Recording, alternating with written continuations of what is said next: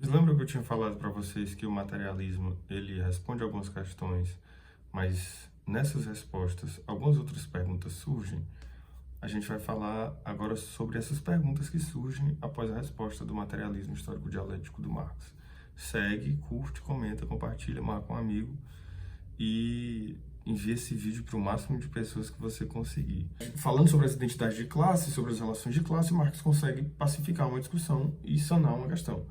Falando sobre o sujeito, o indivíduo, a estrutura e a forma como se pensa essas relações de poder nos espaços em que é ocupado por esse sujeito, pela pessoa e não pelo indivíduo, são as lacunas produzidas pelo pensamento marxista.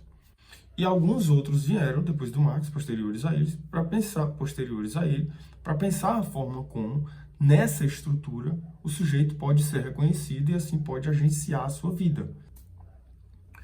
Alguns autores eles passam a pensar no sujeito e alguns outros passam a pensar na estrutura e alguns passam a pensar na estrutura e no sujeito.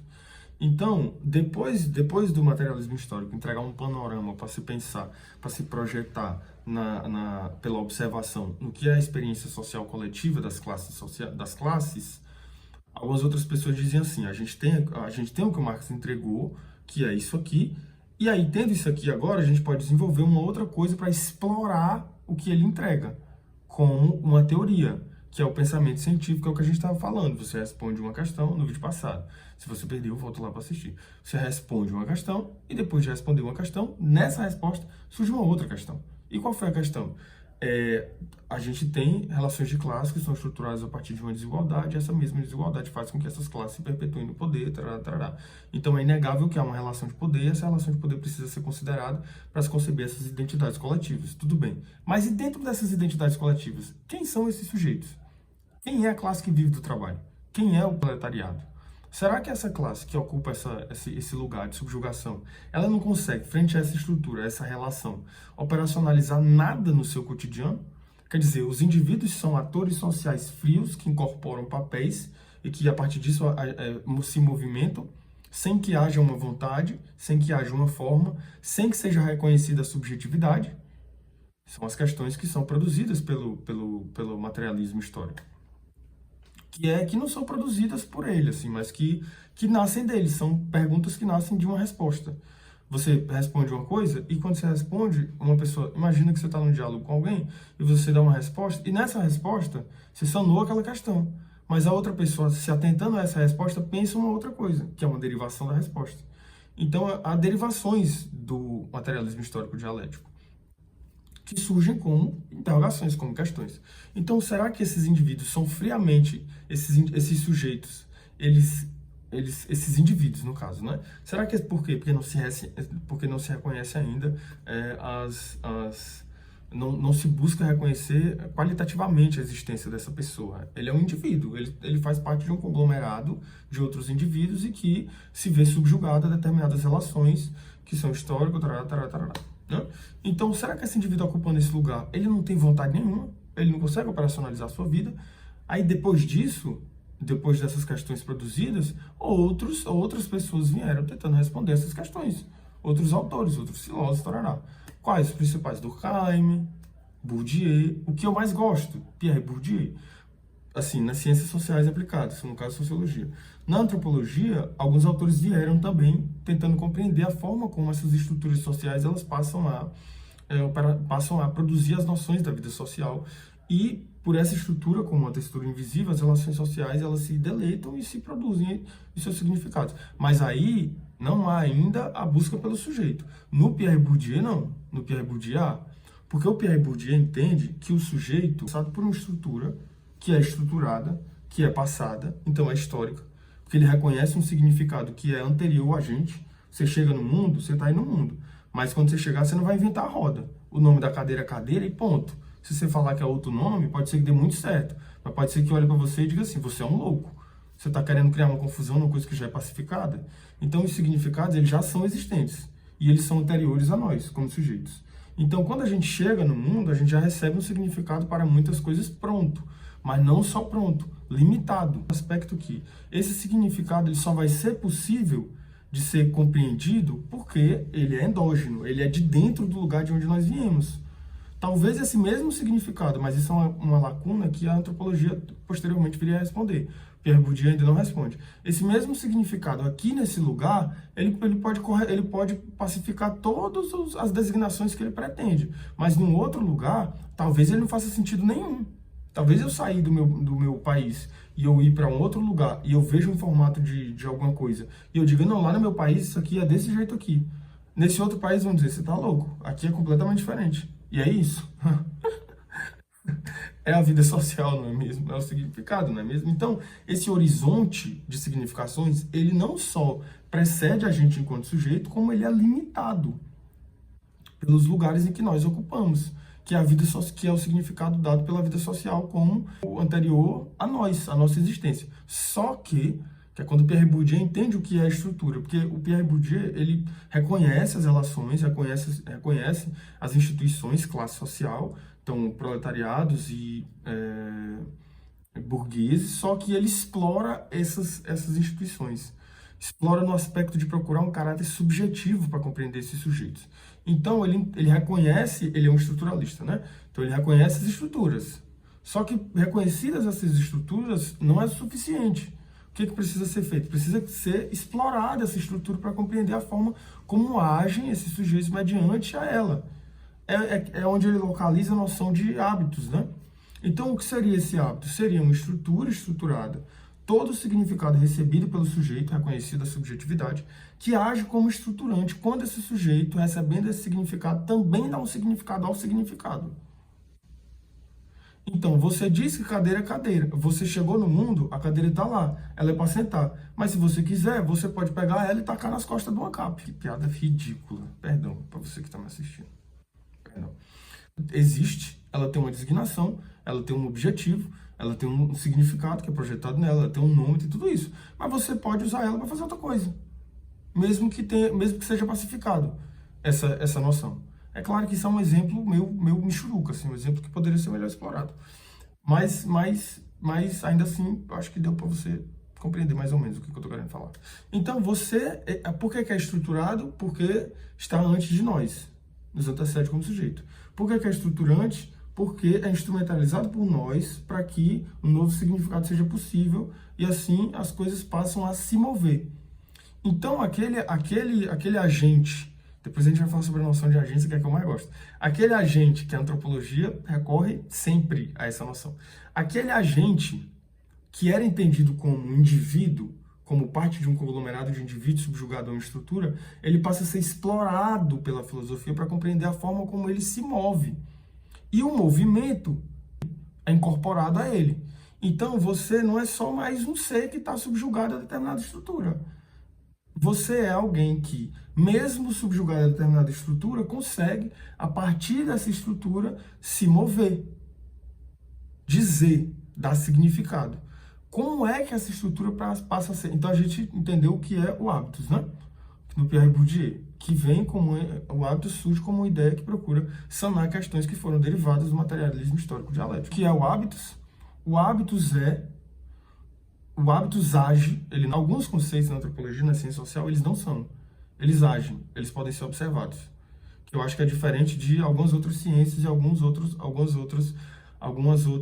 metodologias. Algumas outras metodologias, eles estabelecem premissas que são, ponto. As ciências sociais, algumas premissas são observáveis, são aplicáveis e elas agem mais do que são. Elas funcionam.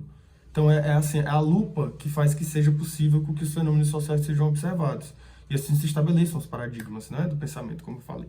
Então, o hábitos, ele é uma estrutura estruturada, que age como estruturante. Por quê? Porque é recebido o significado pela subjetividade, porque já há lugar aí para pensar na subjetividade, no Pierre Bourdieu, que age como estruturante e que produz um significado. E como é que essas estruturas ou hábitos ele pode ser observado? Então, é uma noção que ela não ela se observa.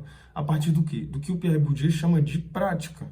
O que é a prática? É quando o indivíduo, o sujeito. Por que é sujeito? Porque já se considera o subjetivo e não o indivíduo. O individual como aquela marca que nasce com você quando você já está no mundo. Que foi o que eu falei para você no começo, né? Então, é quando essa subjetividade, que é a gente, o sujeito, se defronta com a objetividade que o Pierre Bourdieu define como a sociedade, né? Os significados já prontos, já redondinhos, tarará, tarará. E a partir desse defrontamento, desse encontro, é que um novo significado é possível dado por esse indivíduo. Então, esse indivíduo ele deixa de ser um ator frio nessa estrutura e passa a operacionalizar a sua vida. Mas ainda assim subjugado por esses significados que são limitados ao lugar em que ele ocupa, ao histórico em que ele está, tarará, tarará. Então, o Pierre Bourdieu tenta, de alguma maneira, sanar uma questão que foi produzida pelo materialismo histórico dialético. Mas não foi só ele, alguns outros autores também. O Michel Foucault, ele não é um estruturalista, o Michel Foucault, ele é um pós-estruturalista. Mesmo reconhecendo as estruturas sociais, ele entende que as relações de poder, elas estão desconectadas de uma estrutura, mesmo não estando desconectadas de instituições. Porque ele reconhece a estrutura.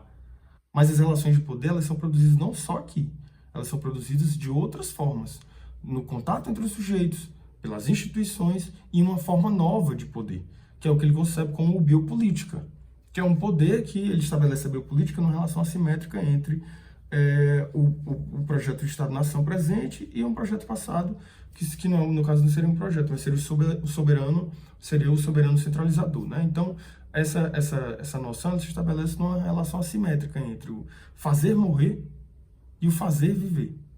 Deixar morrer e deixar viver. Como assim? Para Michel Foucault, o soberano, ele fazia morrer para demonstrar o seu poder. Você pecou? Pois a gente vai arrancar sua cabeça na frente de todo mundo. E também para ele, essa assimetria se estabelece quando o Estado-nação, ele não faz morrer, ele faz viver e deixa morrer. Por que ele faz viver? Porque você não é mais um sujeito subjugado à vontade do soberano. Você é subjugado à necessidade desse Estado em permanecer vivo. Então você é um consumidor, você é um usuário de saúde, você é uma pessoa que precisa manter a sua vida, porque sem a sua vida e sem a sua contribuição, esse mesmo Estado ele morre. Então dá para perceber como há aí uma transformação de olhar no sujeito, e uma série de técnicas são produzidas, técnicas de poder que Michel Foucault estabelece como sociedade que regulamenta a vida, fazendo com que ela aconteça, né? Então é um fazer viver, quer dizer, você está condenado a ser livre. Então procura também compreender a forma como, no seio dessa norma social, os indivíduos eles passam a operacionalizar a sua vida.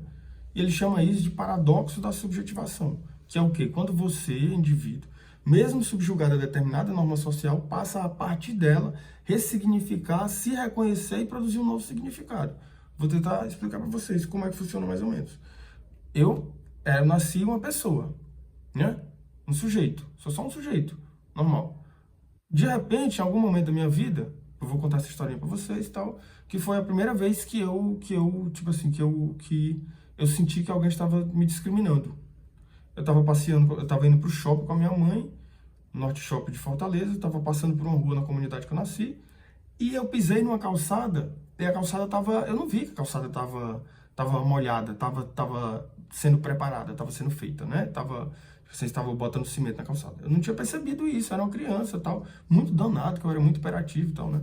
Então, pulei na calçada para brincar, estava andando, a rua estava segura, tarará, e eu pisei na calçada, e a calçada estava molhada de cimento, porque estava em construção. Só que não tinha nada avisando também. E aí, também se tivesse, eu era uma criança, a gente não tá atento para isso, porque criança não tá nem aí, criança só quer brincar. Quando eu pisei na calçada, a dona da calçada saiu. E ela falou, pô, esse neguinho não sei o que, preto não sei o que, tarará, tarará. Foi uma criança, né? Foi naquele momento que a primeira vez que eu fiquei assim, caralho, como assim? Isso é uma ofensa? Porque ela tava falando me ofendendo, tipo assim, entendeu? E aí, nesse momento, que é um fato gerador, né? Nesse momento, eu passei então eu sou uma pessoa negra? Que doideira! E o que é ser uma pessoa negra? Então vamos tentar compreender a partir disso, mensurar a partir disso, que é o paradoxo da subjetivação. A mesma norma social que me subjuga, que aqui diz para mim assim, você é um preto, você é inferior, você não sei o que, não sei o que, não sei o que, garante a minha possibilidade de ressignificação. Então, a partir disso, que até que me chamassem de preto, para mim eu era só pessoa. Depois que me chamaram de preto, eu fui descobrir o que era ser negro e a partir disso construí a minha identidade. Sou um homem negro. Vocês estão entendendo o momento que eu estou falando? Então, para Michel Foucault, o paradoxo da subjetivação é isso. E o que é isso, né? É uma forma para tentar compreender como os indivíduos, dentro dessas lógicas e relações de poder, eles passam a se construir como sujeitos. Então, é garantir a ocupação, na reflexão filosófica, da compreensão da subjetividade, que era o que não havia ainda no materialismo histórico dialético. Porque esse materialismo ele procurava reconhecer o indivíduo e um conglomerado de indivíduos e estabelecer as relações de classe. Estou dizendo que é um pensamento superado, bem difícil de dizer que o Marx é um pensamento superado, porque a gente olha para as relações sociais como estamos hoje e a gente vê a luta de classes acontecendo. De outras formas, sim, mas ainda assim acontecendo. E continuando acontecendo a partir de uma mesma relação assimétrica de poder entre os indivíduos que têm e que garantem o ter, a partir daqueles que não têm e que precisam não ter para que esses que tenham continuem no seu lugar. Então, não estou dizendo que é um raciocínio superado, eu, inclusive sou marxista, né? Mas eu estou dizendo que essa resposta do Marx, ela produziu perguntas e essas perguntas tentaram ser respondidas por outros sujeitos. Quem? Michel Foucault, Bourdieu, Durkheim, Angela Davis, né? Entre outros, Fanon, entre outros autores. Esse vídeo vai ter uma parte 3, que essa é a parte 2, né? Vai ter uma parte 3 também. E você não se esquece de... Eu queria agradecer a você, porque a gente está com 10 mil seguidores, né? Então, muito obrigado. E não se esquece de seguir, curtir, comentar e compartilhar esse vídeo, tá bom? Tô sem camisa, porque tá quente aqui onde eu tô. O lugar onde eu tô é quente para gravar. Então, quando tá frio, quando tá chovendo, tá, eu consigo gravar de camisa, tarará, tarará. Quando não tá, eu tenho que gravar sem camisa. Olha como eu tô suado de gravar o vídeo. Sabe? É muito complicado. Fica aí, teu covarde. E curte, comenta e compartilha.